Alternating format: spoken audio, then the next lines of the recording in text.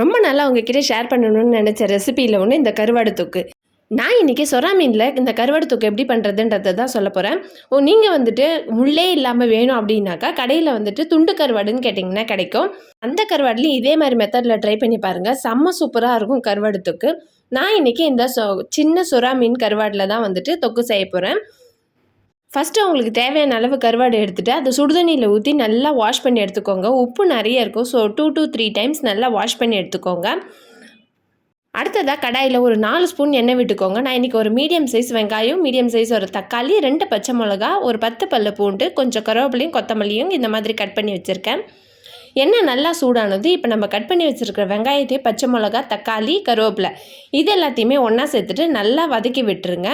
இந்த கருவாடில் நடுவில் மட்டும் ஒரு சின்னதாக ஒரு முள் இருக்கும். சப்போஸ் அதுவும் உங்களுக்கு வேணான்னா நீங்கள் வாஷ் பண்ணும்போது அந்த முள்ளையும் ரிமூவ் பண்ணிவிட்டு கருவாடு குட்டி குட்டியாக கட் பண்ணியும் இந்த கருவாடு தொக்கில் ஆட் பண்ணிக்கலாம். அடுத்ததை நம்ம தட்டி வச்சுருக்கிற பூண்டையும் இது கூட சேர்த்து நல்லா வதக்கி விட்டுக்கோங்க.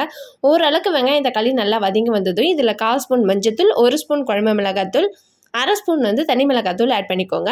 குழம்பு மிளகாத்தூள் ஏன் ஆட் பண்ணுறோன்னு பார்த்தீங்கன்னா சாதத்தில் பிசைஞ்சு சாப்பிட்றதுக்கு அப்போ தான் கொஞ்சம் கிரேவியாக இருக்கும். அதனால தான் குழம்பு மிளகாத்தூள் ஆட் பண்ணுறோம். அடுத்ததாக வெங்காய தக்காளி நல்லா வதங்கி எண்ணெய் இந்த மாதிரி பிரிஞ்சு வர ஸ்டேஜில் நம்ம வாஷ் பண்ணி வச்சுருக்கிற கருவாடை இது கூட சேர்த்து 2 நிமிஷம் நல்லா வதக்கி விட்டுக்கோங்க.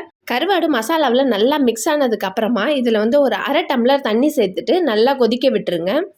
எப்போவுமே நீங்கள் கருவாடில் ஒரு டிஷ்ஷை பண்ணும்போது உப்பு மட்டும் ஃபஸ்ட்டில் ஆட் பண்ணவே பண்ணாதீங்க. கருவாடு எல்லாம் ஆட் பண்ணி ஃபைனலாக நீங்கள் உப்பு பதை பார்த்துட்டு தான் உப்பு சேர்க்கணும்.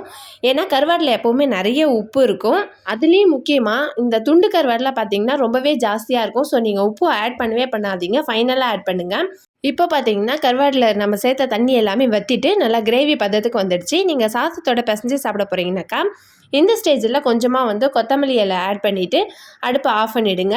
இல்லை உங்களுக்கு நல்லா ஃப்ரையாக வேணும் அப்படின்னாக்கா இன்னும் நல்லா டீப் ஃப்ரை பண்ணிக்கோங்க. இந்த கருவாடு தொக்கு பார்த்தீங்கன்னா வெறும் சாதத்தோடையோ இல்லை ரச சாதம், சாம்பார் சாதத்தோடையோ தொட்டு சாப்பிட்றதுக்கு செம்ம டேஸ்ட்டாக இருக்கும். நீங்களும் இந்த கருவாடு தொக்கை ட்ரை பண்ணி பார்த்துட்டு எப்படி இருந்துச்சுன்றதை கமெண்ட் செக்ஷனில் சொல்லுங்கள்.